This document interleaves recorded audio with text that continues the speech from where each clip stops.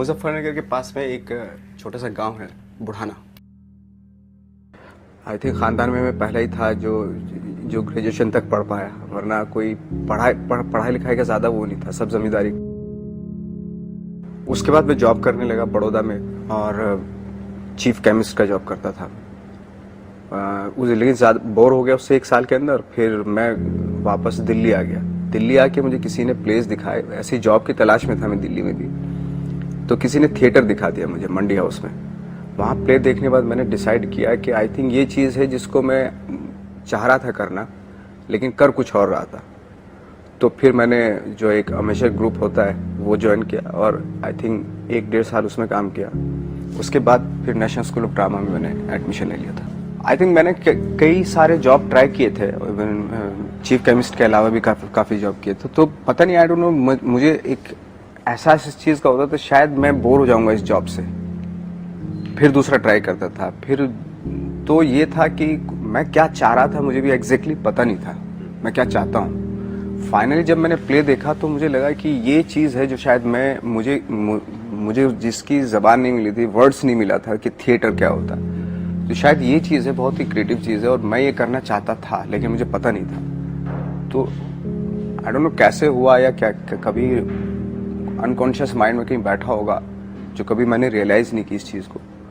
तो फाइनली अब मैं यही करूँगा, इसके अलावा कुछ नहीं करने वाला मैं। हाँ, स्ट्रीट प्लेज होते थे दिल्ली में उस वक्त पे, और मैं एक ग्रुप था, उसमें थोड़े बहुत पैसे मिल जाते थे कि जैसे लाइट का,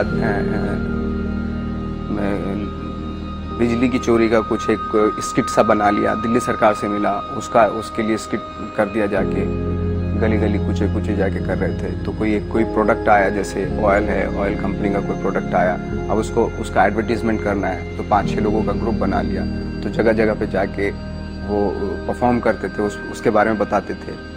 जो आज़ादपुर मंडी हो, ये कनाट प्लेस, बस अड्डा, ये वो हर जगह जाके उसके शोज़ करते थे। तो उससे थोड़ा बहुत पैसा मिल जाता था। आई थिंक मैं ऑड किस्म की तो नहीं कह सकता, काम थे वो तो, बट ये था कि मैं जब उससे काम ज़्यादा चल नहीं रहा था थिएटर के दौरान, जब मैं ग्रुप में काम कर, जब मैंने बताया था ना जो एमेचर ग्रुप मैंने ज्वाइन किया था, उस वक्त अब हिंदी थिएटर में पैसा तो है नहीं, तो साइड बाय साइड में एक वॉचमैन का काम भी करता था। एक टॉयज़ की फैक्ट्री थी नोएडा में। तब तो नोएडा बिल्कुल वीरान सा लगता था ऐसा, तो छोटी छोटी कंपनी खुल रही थी वहाँ जाके मैंने किया था, 1-1.5 साल काम किया वहाँ। एहसास यही था कि मैं ये सोच रहा था, मैं कोई बहुत बड़े सपने तो लेके गया नहीं था मैं ये था मैं कि सर्वाइव करता रहूँ, मैं वो ज़्यादा इंपॉर्टेंट था। क्योंकि यहाँ पे दिल्ली में रहते हुए इतना डिफ़िकल्ट हो गया था सर्वाइव करना।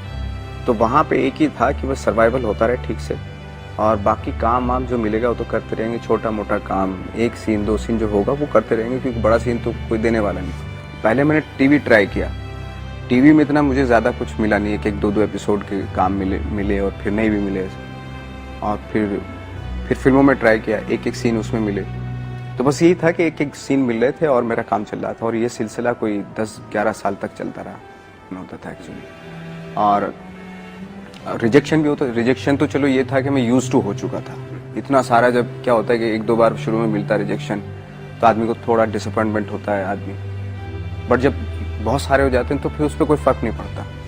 इस चीज़ का मुझे बिल्कुल कई बार आया एहसास इस चीज़ का कि छोड़ के चले जाता हूँ। बट प्रॉब्लम ये थी कि मैं यही जानता था, इसके अलावा मैं कुछ और जानता था कि मैं अगर छोड़ के चला भी जाता तो क्या करता मैं, या तो वापस वही प्लेस करने पड़ते जिनको मैंने कर लिया था, 7-8 साल तक कर लिया था, या तो वही करना पड़ता फिर, या फिर अपने गाँव में जाना पड़ता। गाँव में बहुत मुश्किल था कि आ गया सिपाही हार के क्या सोच के आए। तो इस तरह की इन सवालों से बहुत डर लगता था। उन्हें ठीक है, जो भी होगा, बुरा भला जो भी होगा यही होगा मुंबई में, तो इसलिए वापस नहीं आया।